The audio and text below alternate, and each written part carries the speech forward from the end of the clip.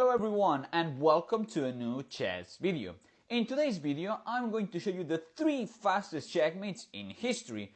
So on this very day you will learn the 3 fastest ways to win in chess. There are multiple checkmates to easily win and I'm pretty sure you have seen them around the internet. But after watching this video, if you leave a like and a comment, I will upload some of them in this channel as soon as possible. So let's jump straight to the very first one. There is this checkmate called the fool's mate, which is the fastest one in chess. It begins with the white pieces playing this weird move that apparently does nothing to the position because it covers the natural developing square of the knight, nor lets the bishop move, and even worse, it generates a hole towards the king. Here we're going to answer with this move, as in forgiving their f3.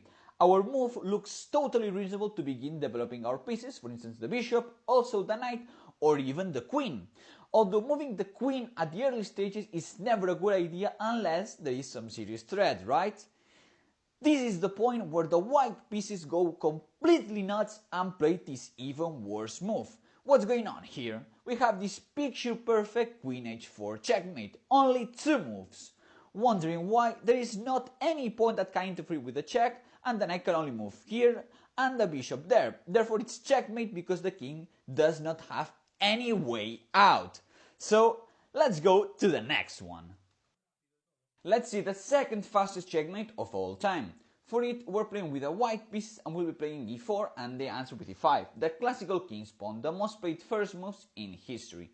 We're going to follow up by moving the white square bishop here, because it is targeting the f7 pawn, which is known as the weakest point of the black position, only defended by the king.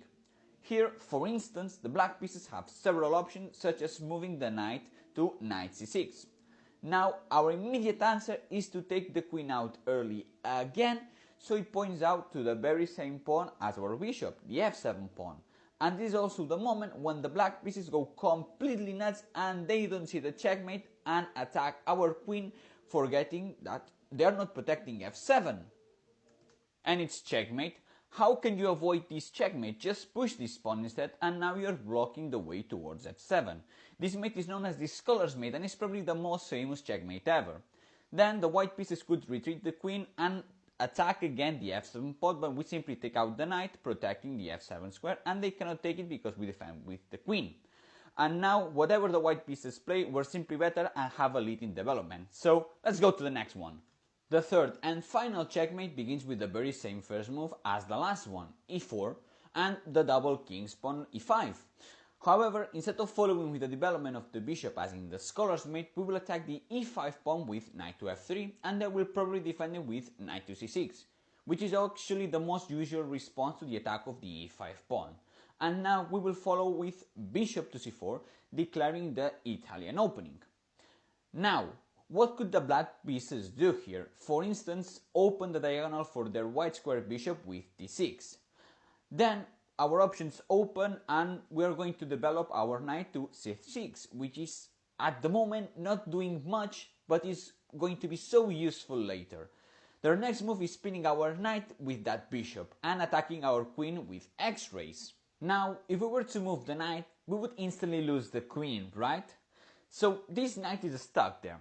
So first, what we're going to do is kick the bishop out, and when they retreat one square, but in the very same diagonal to avoid the movement of the knight, we're going to hit them with this trick. We're actually going to sacrifice the queen by capturing on e5, and our opponent will gladly take our queen out, right? However, once they capture it, we have the Italian bishop capturing on f7, defended by the knight. The only available square for the king is this one. And with that supposedly inoffensive knight, we finish the job with knight d5 checkmate. This is the legal's checkmate. It takes the name of the French player Sir de Legal that played the tournament in Paris and delivered this astonishing checkmate. Moreover, it is deemed as the most freshest checkmate ever. I hope you liked these 3 quick mates. Leave a comment with your favorite one and I'll see you in the next one.